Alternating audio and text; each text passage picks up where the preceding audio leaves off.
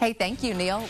We're back on a Monday with more steps to a great you. We're joined this morning by personal trainer Angie Gallagher, who helped us out last week. Today she's live in studio with us, and today we're talking about strength training and the correct way to do it, because people kind of tend to make some mistakes. Is that right? There are a lot of common mistakes people make when they're lifting weights, and it can really mean the difference between an ineffective workout and possibly injuries. So we want to make sure that we are safe and effective. So let's run through them. What's one of the common mistakes? The most common mistake people usually make is lifting too much weight for their bodies, and so that sets them up for injuries. And so if you can't control the weight, then it's too much and you're being ineffective. You're probably using other muscles instead of the muscles you really want to use, which sets you up for injuries again. So a slow progressive advancement is what you want to do, so it's safe and then it's effective. Okay, and so another mistake is the opposite end, too little weight. And a lot of women feel like if they lift too much weight or lift heavy weights that they'll bulk up, but really that's a myth. As women, we don't really have that hormone that the men do that would make us increase in size. So heavier weights actually help us shrink in size. Really? We lose inches, yes we do, and it promotes weight loss,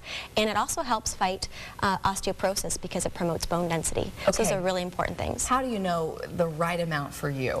Right, so if you can't lift 8 repetitions, if that's too much, then it's too much weight.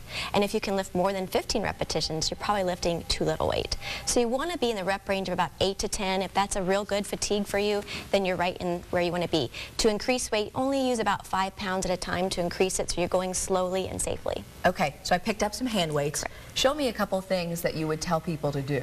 Well, when you're doing, for instance, a bicep curl, another mistake I see is that people will let their wrists flex backwards at the downward movement, and then they kind of stay there the entire time. That's really hard on the wrists. It's hard, especially if you have carpal tunnel. It can aggravate that. So we want to keep the wrists nice and neutral. And the other thing I notice is, and it goes along with lifting too heavy a weight, is people will lean backwards when they lift. Oh, sure. So if they're lifting really heavy weight and they have to lean backwards, that compresses the spine, which will cause injuries to the back. So we want to stay away from having to lean back.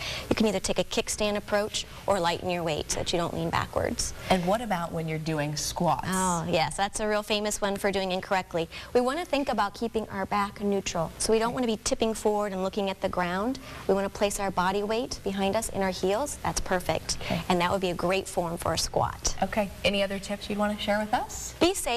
You know, it's better to go slower and increase gradually so that we don't injure ourselves. And that's the most important thing. And then you know you will be effective with your workouts. Wonderful. Well, we're going to have you on regularly. You have some great advice for us. Thank you. If you want more information from Angie, her website is fitnesswithangie.com. Thanks so much.